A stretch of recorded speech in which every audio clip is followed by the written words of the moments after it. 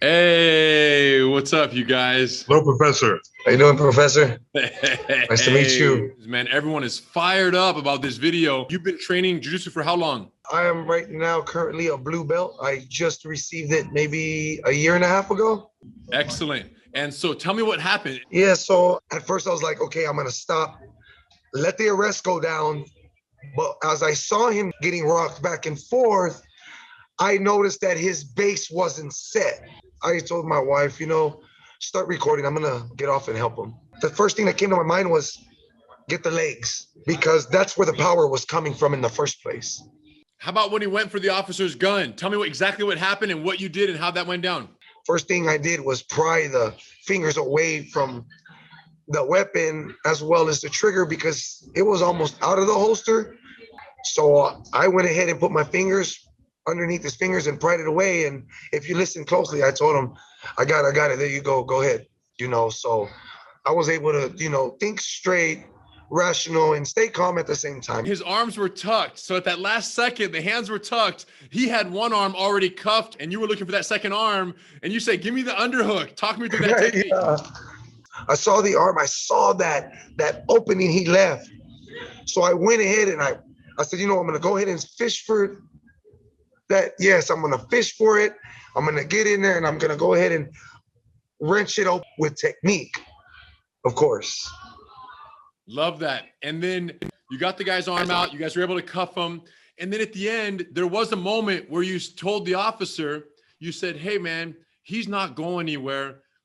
You can let him, you can take a break and you can let him go. He's going to be right here. Talk to me what's going through your mind at that point, because this officer, his adrenaline is pumping, obviously didn't have the training that you possessed in the situation, not even to his own fault. The agency, and we've talked about this, I can't get loud enough about this fact that police agencies do not provide their officers sufficient training in defensive tactics or jiu-jitsu. So it's not even the officer. It's a representative of law enforcement in America. He was overwhelmed. Talk to me what you noticed and what you felt was necessary to say at that point.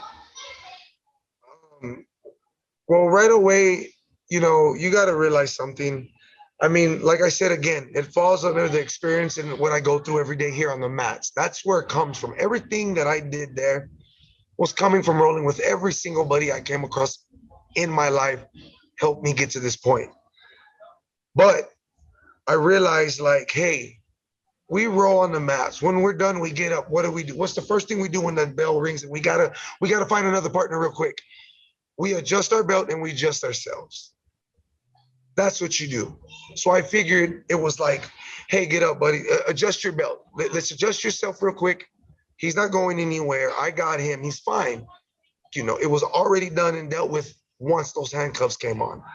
So that's enough. I love this because that didn't go through my mind when I saw that. I didn't know what you were thinking, but I had to ask you but now it makes so much sense. The regular practice of jiu-jitsu there with Coach Jacob and the rest of the team there, it teaches us to go from very high intensity grappling and techniques and go. And then bing, the bell rings and it's like, oh man, I love you. All right, on to the next one. And like, oh man, we're able done. to do this. We're able to go high, low, hot, cold. Whereas someone who's not conditioned to change temperatures that quickly, when they're wired up, that, the officer there, again, God bless him, he did his best with what he had. But the officer there, it was clear that he was still wired for the whole time afterwards. It was a very intense situation. So if you're not engaging in the regular practice of this temperature change and the intensity and then immediately cooling back off and back to a level head, it can make sense that you stay in that wired state for longer than you need to. And as a result, maybe, use force or put pressure on the guy longer than you need to. And we see this so often in all the viral videos across the country where it's like, whether the guy's cuffed or not, too much pressure for too long is not an uncommon thing to see by an officer who doesn't have the training that they need. Yeah, exactly. I mean, they'll know it if they had the training. It's common sense. It's right in front of you. Okay, if he had the training, he'd have been like, oh, he would have got up, got his belt, looked at his officers pulling up. All right, it didn't happen. They live right down. That happened like right down the street from where I live. So that's a fact that's kind of missed here. These are some people, he drives past this house every day coming to the gym now. So that's a consequence. Some people may be like, maybe I don't want to intervene 3 houses down from my house, you know, and kind of threw that to the wind and through safe, you know, safety first. Here's what's wild is that the world watches this and they think Mark helped the police officer. When I watch this, I think Mark helped the civilian. I agree. You understand? Because he was going to get arrested no matter what. No matter what. But the Had escalation, you not been involved, it's very likely that the level of force would have escalated rapidly as a function of the officer's lack of preparation to deal with that, because again, they simply don't get enough training.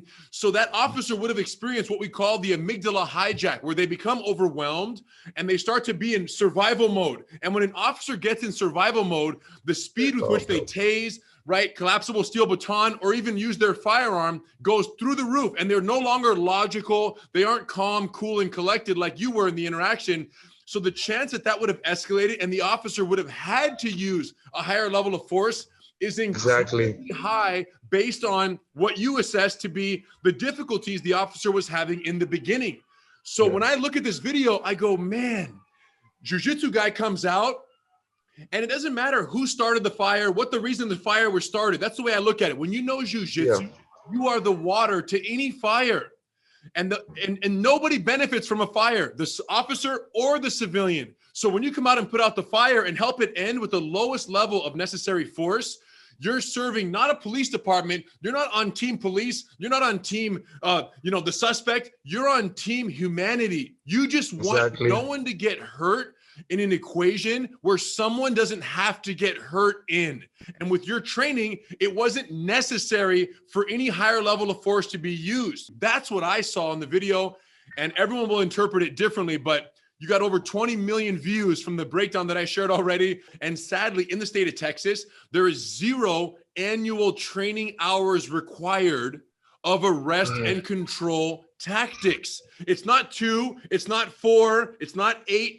It's 0. The state of Texas requires 0 annual training for police officers. And I asked the officer in the interaction, who, by the way, was very grateful for your assistance and was he's going to take us up on the offer to do our Gracie survival tactics course. So he accepted the training. He was stoked. He's going to be okay. But it doesn't solve the remaining tens of thousands of officers throughout Texas and hundreds of thousands, millions throughout the country who are disastrously underprepared to handle these situations. And I think what the public resonated so strongly with was that here you have a civilian who does jiu-jitsu as a hobby, who came into the equation and was able to offer such calm, level-headed assistance to an officer who should have the same training based on what the agency provides. And it's not the case. So the stark contrast between trained civilian and really untrained officer, that's why the world is like, this shouldn't be this way. Every officer should have the skills that Mr. Mark presented in this situation. That's where America should be, and that's where we're headed. But we have a long way to go. So I appreciate you taking the time to talk to me. I appreciate your intervention, so much so that I went ahead and unlocked the 32 principles of jiu-jitsu, the full curriculum that everyone is buzzing over right now. It's unlocked in your Gracie University profile, Mark, that you already had. I just went ahead and unlocked it for you. You can share that with Coach Jacob. It's really good stuff. It's the most important jiu-jitsu curriculum my brother and I have ever produced.